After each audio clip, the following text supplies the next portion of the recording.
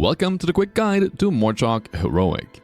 This boss will be the first encounter of the raid tier, and assuming you can handle a few simple mechanics, it will be a boss that will go down with ease and perhaps give you a false sense of security of what's to come. For your raid comp, you'll want to run with 2 tanks on both 10 and 25 man, 2 to 4 healers on 10 man, and 4 to 6 healers on 25 man. While you don't need to stack certain classes, having ranged with good cleave and a few tanky melees, including rogues with feint on a good keybind, will help a lot. The boss will have 2 phases. One main phase will have to deal with the bulk of his mechanics, and one intermission phase that will serve as a bit of a reset before you go back to dealing with his normal mechanics. Let's go through the encounter and how to deal with his mechanics appropriately. When you start the boss, you'll only fight Morchok for the first 10% of his health, and your DPS will likely be high enough for you to not have to deal with a single mechanic during this portion of the fight. At 90% health, the boss will split into 2 bosses, Morchok and his twin, Korkrom, and thus you enter the main phase. When the 2 bosses are active, they should be separated and your raid should split up into 2 even groups.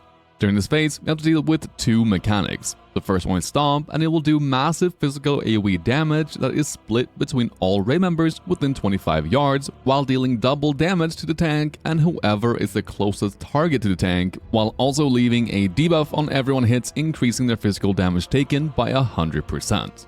This physical damage increase really only affects the tank, as there is no other physical damage during this fight, and it's only a way to prevent you from sacking the bosses. Coordinate raid cooldowns and have assigned people stand next to the tank during the stomp. Rogues with feint, DKs with IBF, paladins with unglyph divine protection, and shadow priests with dispersion are all excellent options to include in your rotation, but of course, the list does not end there. The only other mechanic is Resonating Crystal. This spawns a crystal on the ground and it will target the 3 closest raid members on 10 man and 7 closest on 25 man. Then after 12 seconds, the crystal will explode and deal shadow damage based on your proximity to the crystal. The closer the distance, the less damage it does. The line connecting you and the crystal will tell you how dangerous the damage will be. Red is bad, yellow is less bad, and blue means you're doing it right. On 10 man, I recommend moving the boss over to the crystal and have the tank plus 2 DPSers soak the damage. On 25 man, assuming you have the raid comp for it, I would recommend sending over ranged and healers to deal with the crystal to minimize the boss movement and to ensure that you can move the boss to the middle of the room before the intermission. Speaking of intermission, during this phase, you'll only cast a spell called Black Blood that creates a puddle, and standing in a puddle will give you a stacking debuff that hurts a little bit at first, but will kill you if you don't deal with it appropriately.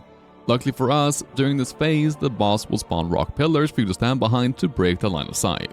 If you want to play it safe, simply move out to reduce the damage taken.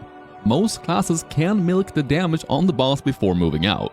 If you don't stack the bosses, classes like Death Knights can stand in the entire phase by taking 4 stacks before they use AMS to reset the stacks, and then the intermission will end before the damage becomes dangerous. Assuming you stack the bosses before the intermission, you'll have a grace period of about 18 seconds before the first stomp. That means you can keep the bosses stacked for around 15 seconds after the intermission ends. After that, separate the bosses and fight repeats until the boss is dead. One thing to keep in mind is that the boss enrages at 20% HP, increasing his damage done by 20% and attack speed by 30%. Tanks should aim to have their strongest offensive cooldowns when they have the Stomp debuff during this phase, and the Soaker closest to the tank during the Stomp should have their strongest offensive cooldowns during this phase. To make things easier during progression, this will be the time when you use Lust. After progression, most people will likely use it on pull or when bosses are stacked after the intermission. And that's it. Deal with 2 simple mechanics, don't die to stupid stuff, and get your loot. And that's how you kill Morchok on Heroic. Subscribe for more guides, and assuming you're watching this video closer to the raid release, click the link on the screen right now to watch the rest of the guides from Dragon Soul.